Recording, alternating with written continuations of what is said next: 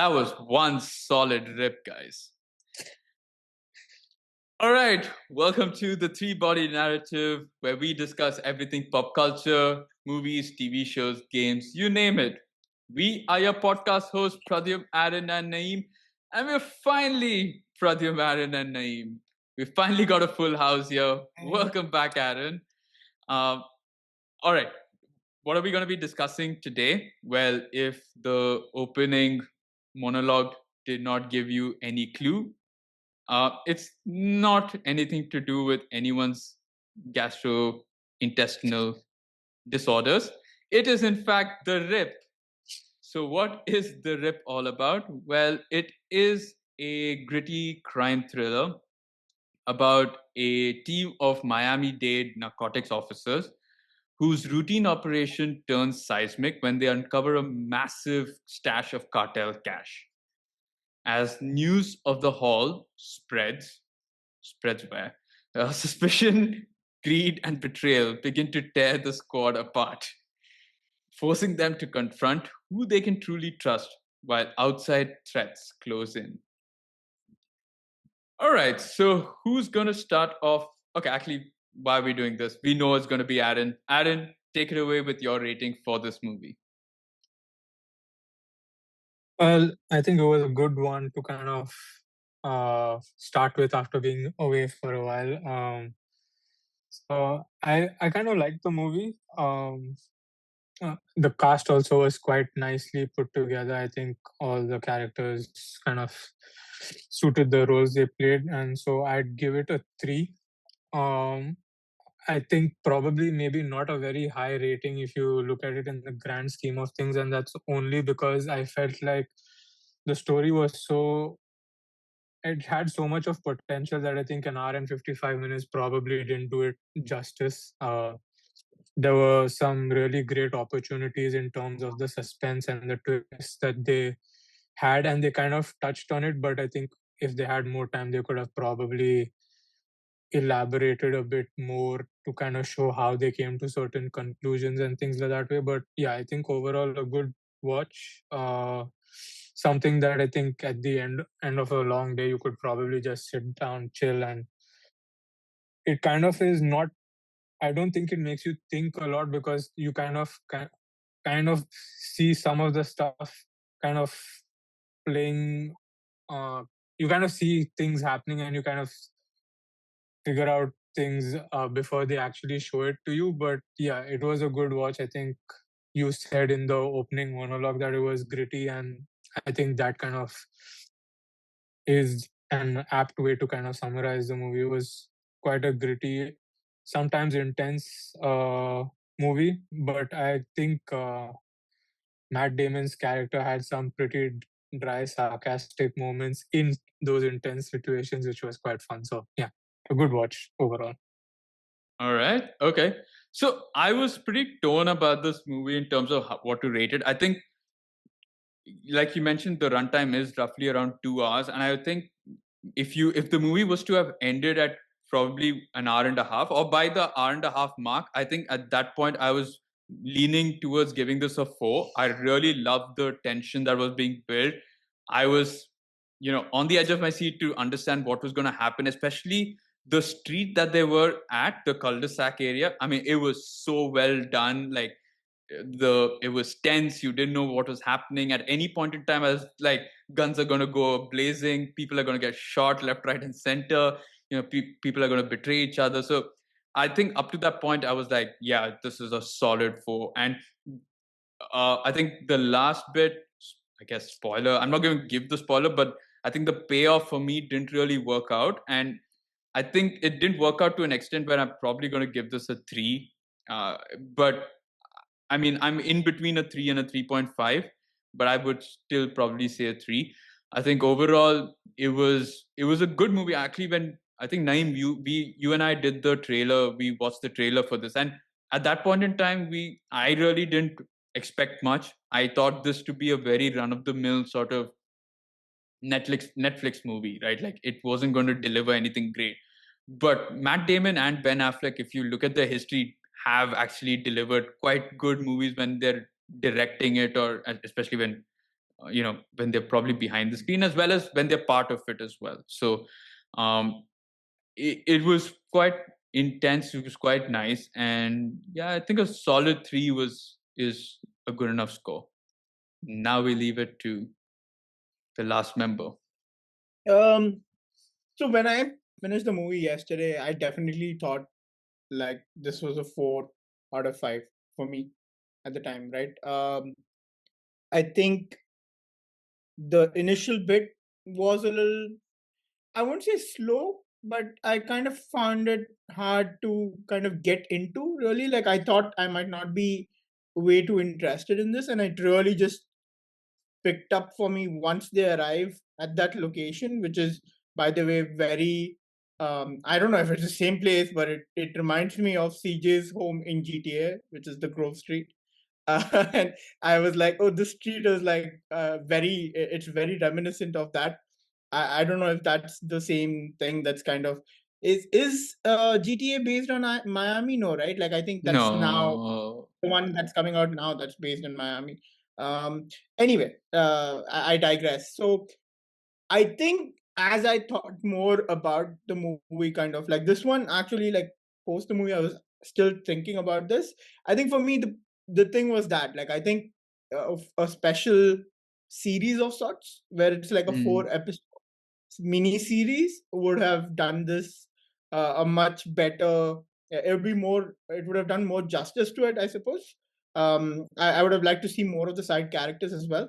And having listened to you guys as well, I guess I bring that rating slightly down to a 3.5. There's no doubt I really, really enjoyed this movie. Like honestly, like what Aaron said, right? Like after a busy day at work or something, if you just want to like chill and watch something, and again like that first, I think 10 to 15 minutes or so, or maybe even 20 minutes roughly, until they finish the whole sequence at the what TNT branch or whatever it is. I don't know where exactly it is, but to that point I wasn't too engrossed and as such like multitasking and stuff. But like I said, once the discovery of the rip happens, and then the suspense is on a whole other level. Things I loved about the movie, I would definitely say the chemistry between lead characters, obviously Ben Affleck and Matt Damon, was like I think for me the focal point or the most strongest point of this movie.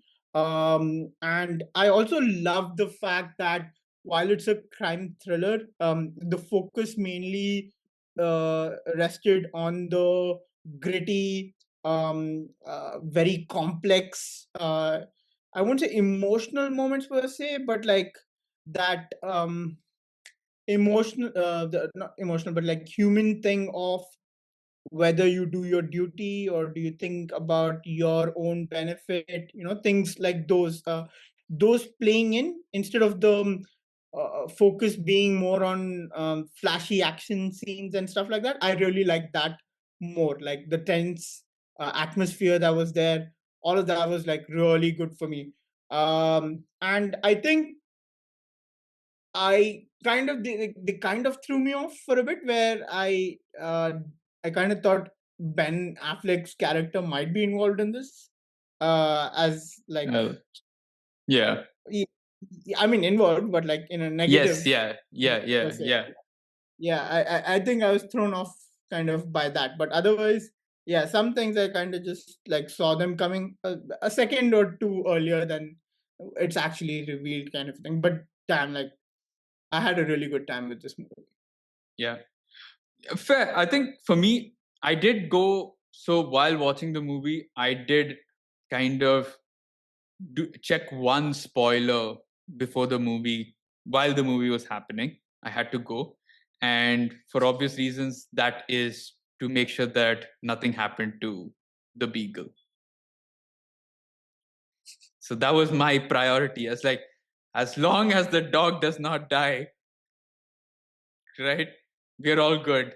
And I just went back, I just went to Google and I was like, the rip beagle. And of course, the first one was like, don't worry, he does not die. I was like, okay, I can watch this movie now with a little more peace, because I knew what was going to come. And I knew that this was obviously going to be very tense and there's going to be a lot of probably fighting and shooting and all of that. And I was like, why bring this dog into this? You could have just like said, we'll drop the dog back off and come back. Like, why are you doing this? But yeah.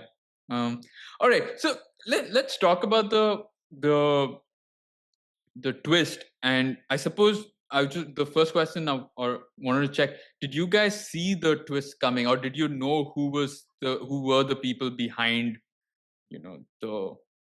the money raid and who the bad guys essentially were? Yes. Initially, Um, Aaron, go ahead. Yeah. Go ahead. Nick. So initially, no, for me, like I was confused. Like I said, I actually thought. So Matt Damon was probably the only one I thought wasn't involved in this, right? Like I Huh. genuinely thought Damon's character was being shown to probably be enticed by it, kind of a thing. But he's kind of. I actually thought he was playing the double game, where he's trying to figure out who the what do you call the informer or what. But did you know that he was playing that game when he gave everyone a different number? So No, obviously before. because he. What do you mean? Okay, as in like That in the happens start quite itself, later on, right? No, but like even when he gets but he gets into when they are going, before they go, he tells so I'll tell you Ro about one that thing. part, right? Yeah. Like Okay. I Yeah. said, the initial bit, because I was not too into the movie, I was multitasking, so I missed that point where he was actually giving those numbers out. Otherwise, I would have like probably caught onto it. But good Yeah. for them that I was distracted, kind of not into the movie at that point.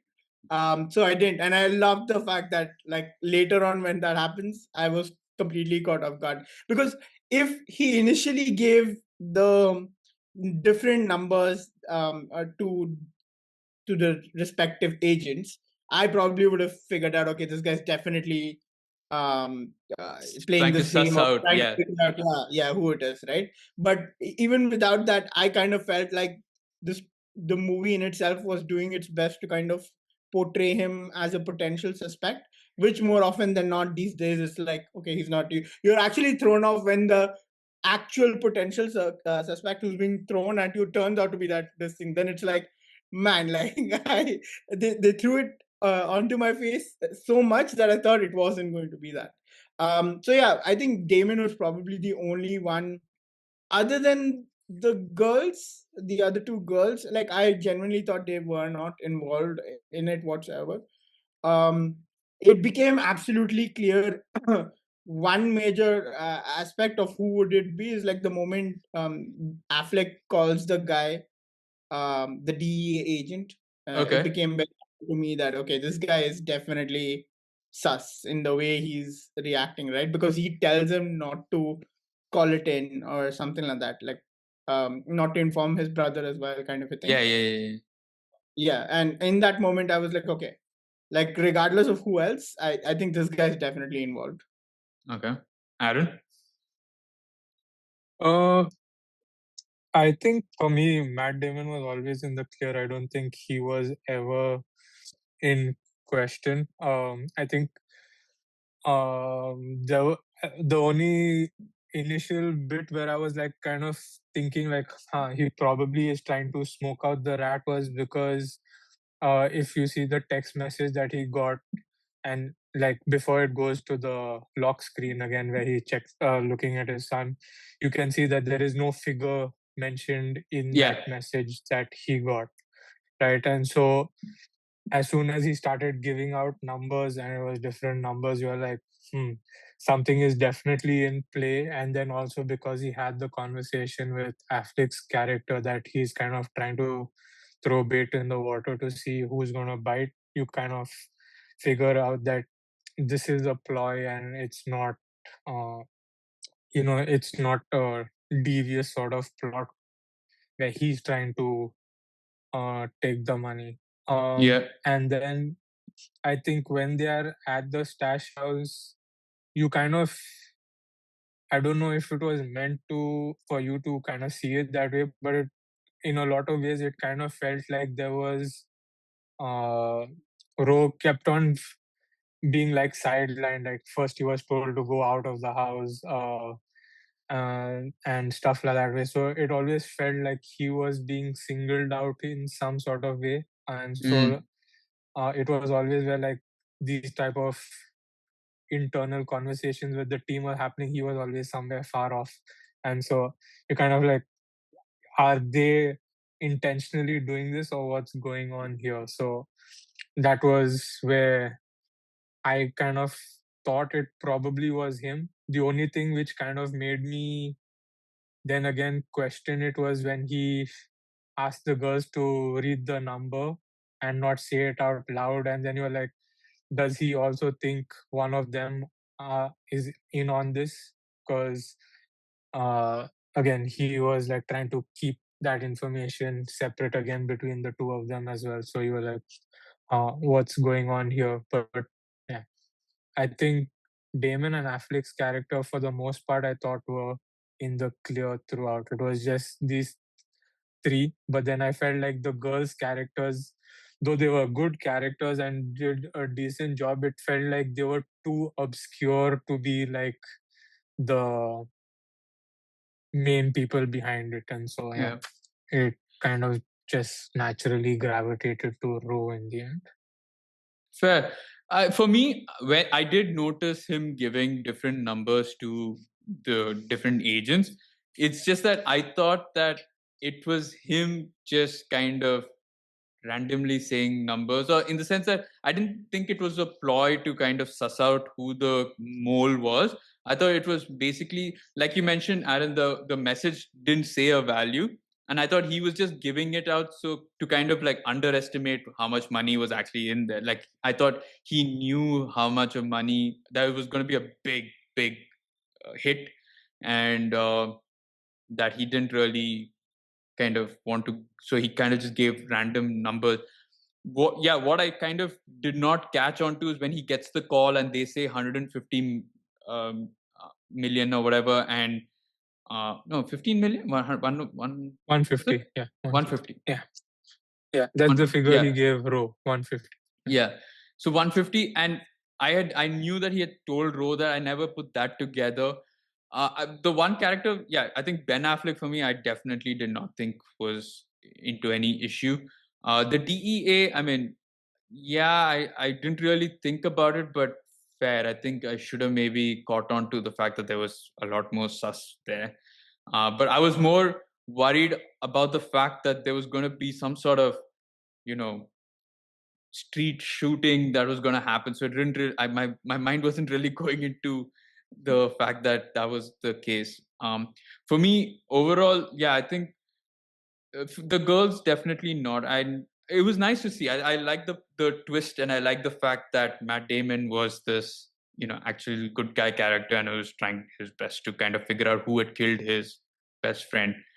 um I don't. So this obviously is based on a real life story. I don't remember. I don't think that I think this bit was a bit embellished for cinema, which is the I think the money bit, and then the fact that his colleague or former colleague got killed or whatever like that, right? So I don't think otherwise that was part of it.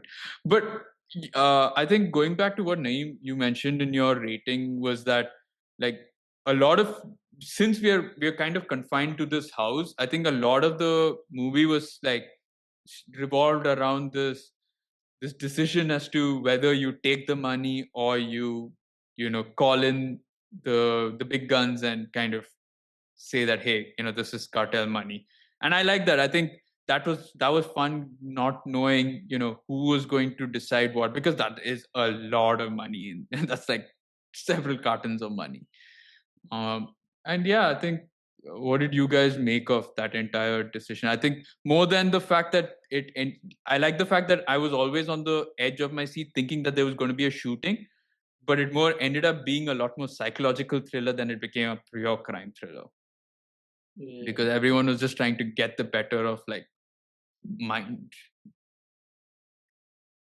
Yeah, I really enjoyed that aspect. Definitely, like that was in the bits of action that you see. I think they did a really good job. But I think the strength of the movie is the psychological aspect of it. Um, and this whole thing of, because 20 million, like you said, is obviously a lot of money, right? And I'm guessing it's not like when they do such busts, they kind of have any sort of Wait, yeah, so percentage. it's 150,000 then is what he told Ro, Yeah, right? Yeah, okay, yeah. I said 150 million. It can't be 150 million. So yeah, But I did correct it at that point, right? I said I bet you one. got drowned out. You were on mute. Yeah, so it was 150,000, and he tells someone 75K, and another Yeah. person like So 125. 75K is told to the girls, I think, when they ask him, I think at that point when they enter the house or before entering, I think he says 75. Or he tells Desi that it is 75 or something like that, I remember. That was early on. He tells Ben Affleck it's 300. That's what I know. That Yeah. He tells Ben Affleck that he told these guys also that it is 300K. that was like, I think that happens in the house or something. The 300 In the attic. So when they send Yeah. everyone down and it's only the two of them, that's when he says, because Ben is like, what the fuck, like who told you about this, and how did you know that this was the case? And he's like, no, they only told me it's 300. That's what the tip came in saying. So yeah, I think so. This whole concept of whether you keep the money for yourself or at least a bit of it, and they report the remaining, or because technically none of it is actually counted, right? It's cartel money, so it's kind of like really unaccounted for.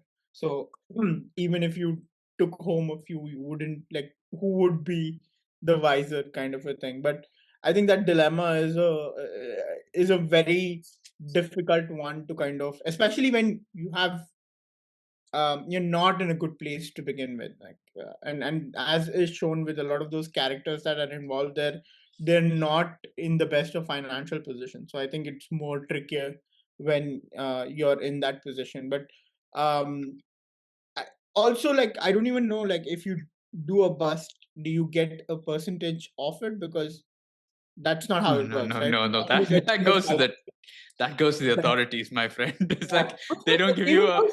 sad that having put their lives like at stake, they're kind of getting, she says, like 80K a year, Yeah, which, I mean, to kind of work they're doing seems extremely such is society. Yeah, but nonetheless, like, I think for me, definitely the strongest part of the movie was that, and I loved every bit of that tension that builds within the home in itself. And especially when the fire is being set, I'm like, how can you not, like, see the fire? It's at the edge right there, kind of a thing. Like, don't you want to, like, take care of that, kind of a thing? And then obviously it just spirals from there, kind of a thing. What I didn't gauge initially, and I don't know if this is actually hinted at any point, is because again, I was not too involved. Is there, because I do remember that the tank like car arriving at the place where they're all seated initially That before. parking lot. Yeah. Is there a conversation that takes place between Matty? Is his name Matty? I don't know. Yeah. Him and any of the other characters other than Ben Affleck's, I think. Not that. I don't think with nothing serious. It was just pleasantries or whatever, and whatever, some banter between them. That's about it. For me, like, I really love the part where the police car comes in and checks, right? And then they talk. Oh, I was like, shit, they're gonna come with like a full armada of corrupt cops, right? And so the second cop that is there, he says, "I remember you from VCAT or something." Do you see that cop again later? No, right? He's the guy who drives the he's the guy who vehicle in the end, right? After the initial driver gets shot. Correct. Really? That's the same guy? Yeah. The one on the left side, not the one driving the vehicle, right? No. Or was the one who the passenger in the cop car in the end drives the van, armored truck or whatever. The last one driving, who says it's over, let's get out, kind of a thing, right? Yeah. Because the first one who drives and gets shot is the DEA friend, right? The other. Yeah. Yeah, that was the guy who was with him at the with Matty as well, and then who Yeah, Matty yeah. brings up. Yeah. Yeah. Was the other cop involved as well? Like there were two the one who was driving the car in itself? No, you don't Cop, see that. don't see him unless No, he's. they don't say unless he's driving the SUV at the back, which we don't know. Yeah. But I mean, like, what a way to not be subtle or give yourselves away when they reverse like jackasses with their lights off and then they're just hanging in the street like that. You're like, I mean, if they ever doubted it, you've just kind of blown your cover completely. Yeah. The other thing, the point though, where I was probably the maximum tense, or the part where I was really at the edge of my seat, is the Morse code that plays at this where he plays, and I'm like, shit, this is gonna end up into, and especially when I think Ro walks into the street alone, and then he's kind of when they're alone on the street, I'm like, oh, this is not going to end well. This is not going to end well. And so that even Ben Affleck kind of just like he goes into the like, I'll go alone kind of a thing. I was like, did you think though that Ben Affleck died, because they do show the shadow with the gun? No, yeah, so I actually thought Damon and he had some Yeah. sort of a conversation there because the way Damon holds the gun also is similar to this thing, the shadow, the way it looks. So I was like, okay, cool. They probably have some sort of conversation there, kind of. Yeah, that would have been cool though if he did kill off Ben Affleck there. But yeah, no, I thought the same. It was intriguing though that the fact that the cartel were just okay to kind of let that money go. But like they mentioned, right, this is just merely a small percentage of what money they're actually involved in. Again, I think like not to delve too much into that aspect of things, but I guess that's how it is, right? Like, so while it does happen that obviously some of the takedowns need to happen, kind of a thing, I think a lot of the deals probably it's like you turn your blind eye towards it because that's how the system works in general, I suppose. Unless there are cops or government officials skilled, which then requires action on the part of the government, I guess, and that's what they want to kind of avoid, right? Like unnecessary what do you say, poking the bear to kind of Because you don't want to draw the attention of, like, if they're That's letting go of most of the things, you don't want to kind of go and kill a cop or an agent and then have the entire force on your ass, because then things can really turn south for the cutter. Yeah, fair. Okay, so I guess what else do we have? I think what did you make of that end bit where it's basically a car chase? I mean, for me, given how the movie had gone, I expected it to be a lot more of a gritty ending than being a more action-packed ending, and I felt that was a bit. It was nice. It was a nice touch that they filled the bags up with like yellow pages and the books and all of that. So that was pretty fun, because they are, when they do leave in the armored truck, the other members are like, what about the money? You're just gonna leave us out here and like go away. So, I love the reveal that happens with all four of them seated and like they're going through and the shadows like constantly passing, all of that, like anything in an enclosed space of sorts, that tense situations building up, I absolutely loved. But when the actual action sequences were happening, bar the one where the initial shootout happens in the house, where it gets like crazy, I like, which I really loved, by the way. The rest of the action was like, nah, like I wasn't too. It's not bad, by the way, like in any sense. It's not, but when it's been a cerebral thriller and a more psychological thriller to kind of then become very action packed is like, oh, why? I mean, this could have been done with a more masterful planning or a masterful ending, like almost like chess playing, right? Like you don't want to be going guns all blazing when it could have easily been like so similar to like a heist ending, right? Where the guy basically out tricks everybody. So say that both Ro and Matty go away with the bags, and then later they find out that shit, that it's not cash, and then they get caught somehow. So things like that. But yeah, um, the action pact was a bit weird, and I guess I don't know if the movie really required it, and it felt like a very different movie, that last It bit. could have very much ended where the lights of all the cop cars and stuff come on, right? Like where the brother, Ben Affleck's brother, is there to apprehend them, and it would still felt good. I think for me, like it could have easily ended there, and I would have been satisfied with that end. Didn't require the action, but perhaps again, we're not the only people.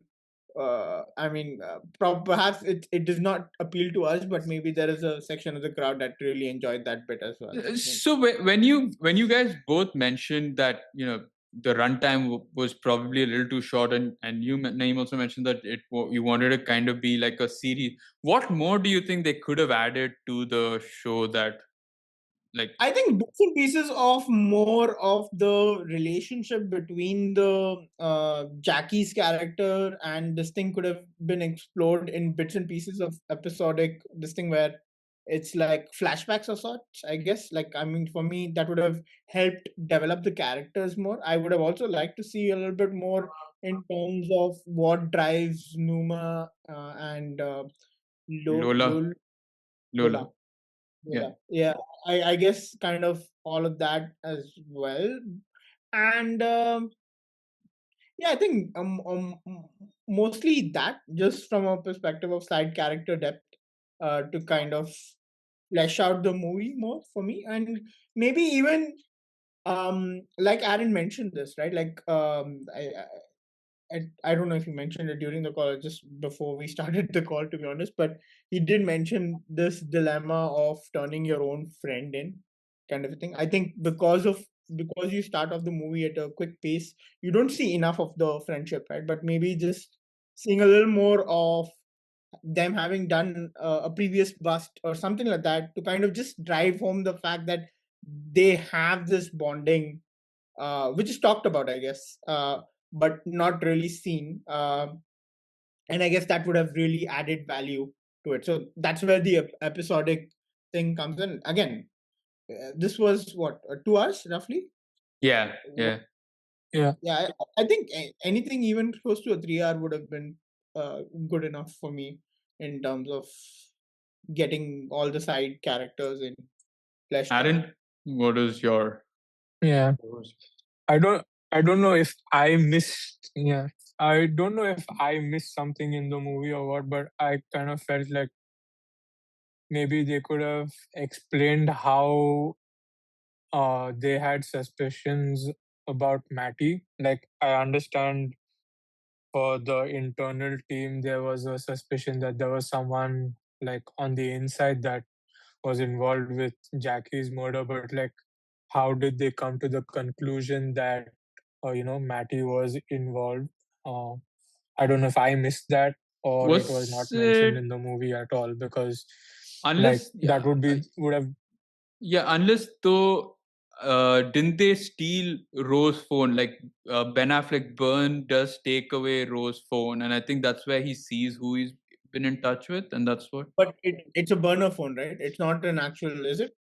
It's a No, burner it's phone. a it's a burner I phone. would imagine, but I would imagine that Matty would have been using a burner phone as well, right? He wouldn't use his personal phone for it. That's But yeah. but probably maybe Ben Affleck's character also then sent out a message from Rose's phone to whoever Matty was, whoever Ro was contacting, and that's how they sussed it out. I'm not entirely sure because again, I guess then later he calls Matty and like, where are you and stuff like that way. And so probably then when we're 10 minutes out and that kind of stuff, they figure it out because I think even Matty tells Pro that we are putting together a team and we'll be there in something. So maybe that's how they sussed it out. But maybe if they could have elaborated a bit more on that, I would have been probably a little bit happier with that.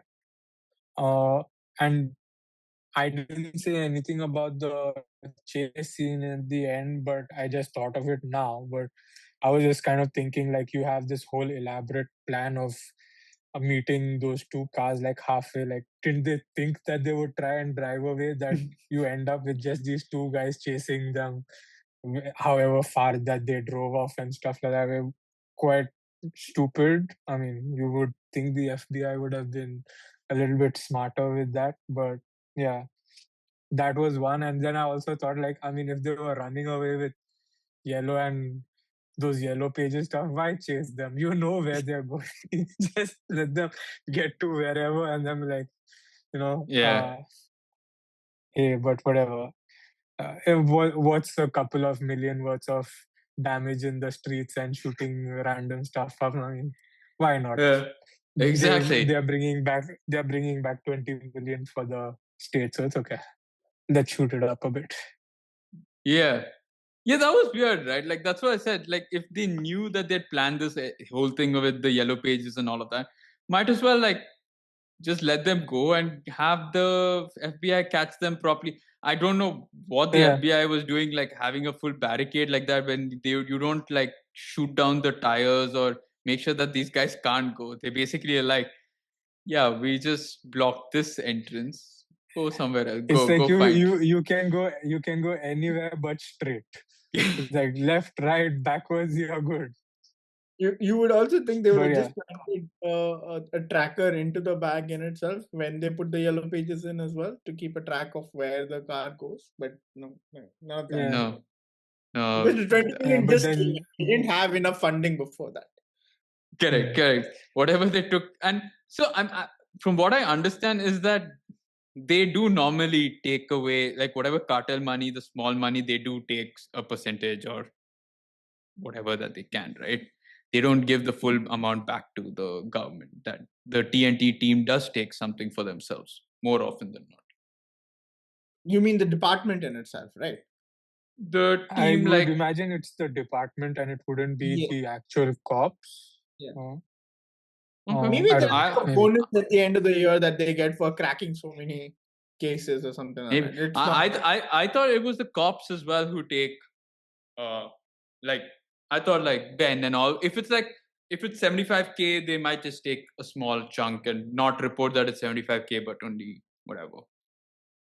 I thought that was maybe the case. I don't know, but yeah, I think 20 million is quite a lot, right? They can't be seen to take anything. But I don't know. I mean, I'm torn because from what it looks like, it feels like they're actually perfectly good guys. They've never taken anything in their life, but I'm not entirely sure how. I mean, that's the point of the movie, right? Even if they have, they wouldn't want that on the movie for sure. But yeah, I mean, I guess from this thing of it, I'm sure the department would get some amount of. You would just think that that's what drives them to kind of bust more. Otherwise, it's like we just set. It's just being a good Samaritan. There's no added benefit. Yeah, there would have to be some sort of incentive to kind of do that. To close the deal. Yeah. But yeah, it's just interesting. Fair. Okay, so I think the other person that we maybe want to kind of hint upon is Desi, who's Sasha Kai's. Yeah, we've not even spoken about her at all. I mean, because she's essentially. I like the role that she was kind of playing in the sense that she maybe initially seemed innocent and genuinely didn't know what was there, or well, she kind of was told to kind of leave the house, and for a large part I thought that fair. I think she was just told to leave by the cartel and you can't go against the cartel, right? Being also Colombian and the fact that she probably knew who those cartel dealers were, kind of made it even more so. And then she probably didn't know about how much money was there, but I think from what was told later on, she was kind of aware that there was that much. No, I don't think she knew the exact amount. That was Right? was just given a certain figure, I suppose.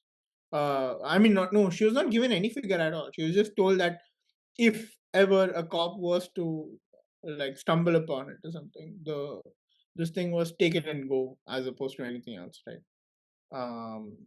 Take some or whatever. I don't think it's the entire amount, whatever, from that. Yeah.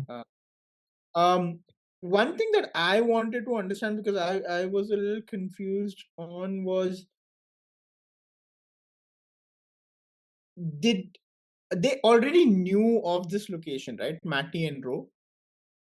Yeah, as in Because they put an end. Okay, so they kill Jackie because she finds this rip, yeah, or yeah, is yeah. it because Uh, she's found who they are?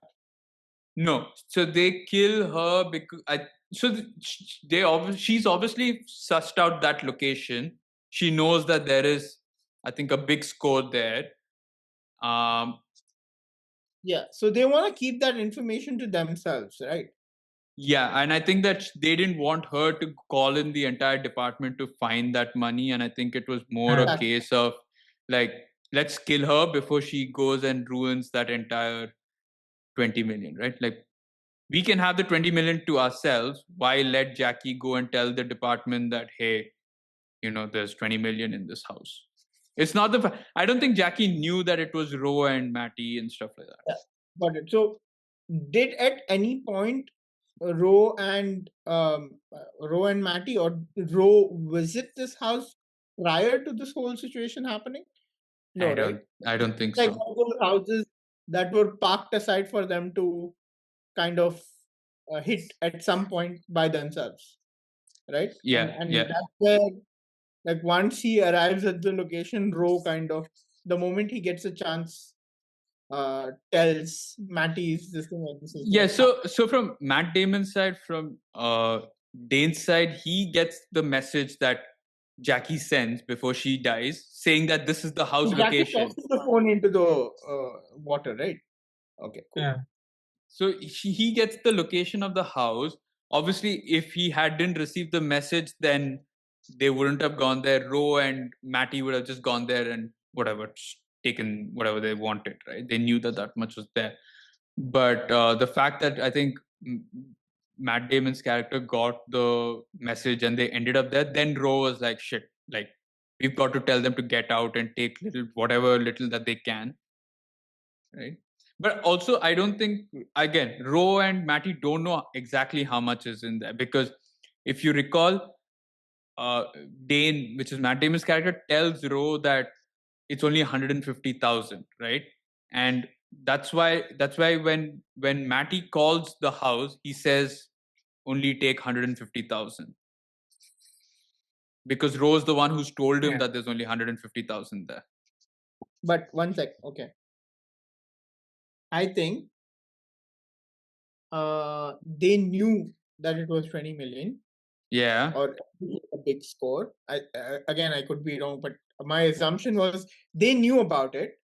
Okay, but the tip that Matt Damon's character says is of that 150,000, right? He tells Ro the 150,000 kind of a thing. So they're okay giving away the 150,000. Yeah, I was also yeah. So as opposed to taking entire money kind of a as thing, I right? as I was actually as I was explaining the fact, I actually you're right. I think that's what it was. The fact that they say take the 150 because they know there's a bigger stash there. So if you think there's only 150, take the 150 and leave, right? Yeah. And then whatever. I mean, by that time they also know it's 20 million, or they know it's a bigger stash. So, but question to that is, does that mean that is why Desi tells Ro as opposed to telling anyone else that they're planning on stealing the cash? Or is it no, like tell because Ro she what? thinks he's a genuine guy? That there's 150,000 in there or something. She says something. What is the amount? No, so what what Desi tells Ro is that they're planning to take the money for themselves, right? Yeah. So for her, Ro seems to be the good guy, right? This seems to be the one genuine guy. I mean, look at Stephen Young's face. Also, you feel like he's probably the good guy there.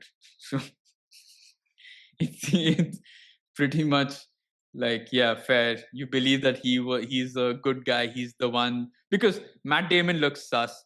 Ben Affleck's gone somewhere and always in a fight. The other two ladies are probably going to listen to Matt Damon because he's the boss, and Rose seems the only sort of genuine good guy there, and so that's why she told him that. But they also have that argument, right? There was the argument between Matt's character and Affleck's character, which she overhears. So she knows that there's a conflict there. And then she overhears the conversation between the girls and Matt Damon's character. So she knows that these four characters are like all in some conflict and stuff like that way. So obviously, at least I think Matt Damon has kind of played it that way. So it makes it seem like these four characters are not approachable. And so, yeah, kind of, it's almost like you're coaxing her to give that information to Ro rather than anyone else. I think that is the case, because later she does say, right, you knew that I was going to tell Ro this and you planted in the, so he did purposely, or call the major or whatever, and then talk to them in that sort of slightly open door basement or garage. So yeah, I think overall, anything else that we're missing out? I think overall we've probably covered pretty much the entire movie. I think, like you said, I think there's not much that goes on. I think a lot of it is conversational and kind of getting one up on the other. But yeah, that's what made it a lot more sort of intriguing. Initially, Jackie's on call with someone, right? Yes. I think that probably was this Desiree's character, because you can kind of make out, or at least the subtitles say, like, it's someone who wants protection or wants to get out of that place, and she's trying to, like, I'm going to help you out or whatever, and things are that way, and call you soon or whatever. So I would assume it was her. Possibly, but because she was like, just stick tight or whatever, like that way. Don't, Yeah, I'm guessing they would have given a witness protection or something for the being a snitch or a mole, right? Yeah. But man, she gets shot by that shotgun, and oh wow, I was like, how are you still alive there? But yeah, that was intense. The one thing I'll say, I guess, before ending, it would be that for a movie that kind of has more conversation than actual action, and it kind of makes people think there was not many, if at all, too many plot holes in terms of how things went about. So I think in terms of that, they've done quite a decent job that way. Yeah, fair. All right, so I guess we end this podcast with the most important question, and that is, are we the good guys? We are. And always will be. Yeah. I guess that's all right. So I guess we will catch you all on our next episode. Like I said at the start, don't forget to hit the like button, share with friends and family, subscribe to the YouTube channel, and follow us on Instagram as well. And we will leave you at that. See you.